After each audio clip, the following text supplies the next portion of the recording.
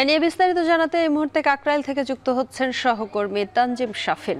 শাফিন, 3 দফা দাবি পূরণের বিষয়ে বিস্তারিত জানাবেন। সম্পা, কিছুক্ষণ আগে বৈঠক এবং প্রধান উপদেষ্টার কার্যালয় বৈঠক সেখানে শোনা গেছে বিশ্ববিদ্যালয়ের পক্ষ থেকে এই 3 দফা দাবি এবং পরবর্তীতে তাদের করে হামলার প্রতিবাদে আরেক দফা যুক্ত হয়েছে 7 দফা দাবি। সেই দাবিগুলো মেনে নিয়ে এই সিদ্ধান্ত দেওয়া হয়েছে সরকারের তরফ থেকে।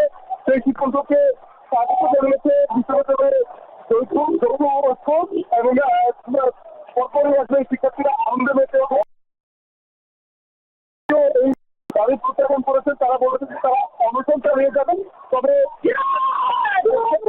তাদের দাবি পূর্ণ হয়েছে। তারা যদি বলছেন যে দাবি কখনোই আসলে শতভাগ পূর্ণ হওয়া সম্ভব না, তারা বলছেন যে তাদের দাবির 90% পূরণ হয়েছে এবং তাতে করে তারা সন্তুষ্ট। তারা চান এই দাবির দ্রুততম সময়ের মধ্যে বাস্তবায়ন। কিছুক্ষণ আগেই আসলে মেঘ গর্জে বৃষ্টি নেমেছে এবং এই বৃষ্টিতেই উল্লাসে মেতেছেন জগন্নাথ বিশ্ববিদ্যালয়ের শিক্ষার্থীরা।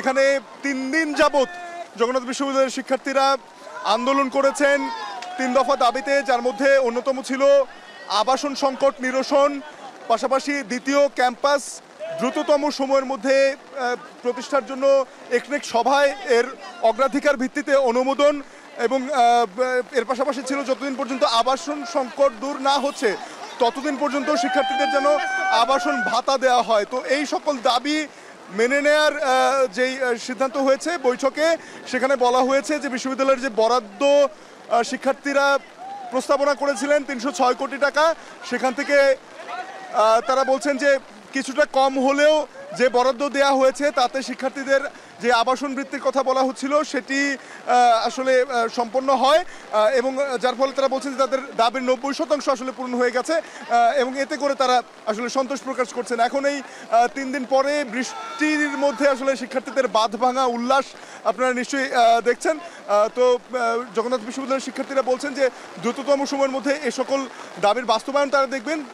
যখন এই দাবি বাস্তবায়ন যদি না হয় বা সেক্ষেত্রে যদি কোনো গাফিলতি থেকে যায়, তাহলে তারা এই যে আন্দোলনের শিক্ষা নিয়ে আবারও রাজপথে নেমে আসার কথা বলেছেন। তো এই ছিল সম্পা আমার কাছ থেকে কাকরাইল মোড় থেকে জগন্নাথ বিশ্ববিদ্যালয়ের শিক্ষার্থীদের আন্দোলনের দাবি পূরণ হওয়ার পরের যে পরিস্থিতি তার সবশেষ। জগন্নাথ বিশ্ববিদ্যালয়ের শিক্ষার্থীদের 4 দফা দাবির মধ্যে 3টি দাবির পূরণের আশ্বাস দিয়েছে সরকার, সেই খবর জানাচ্ছিলেন সহকর্মী তানজিম শাফিন।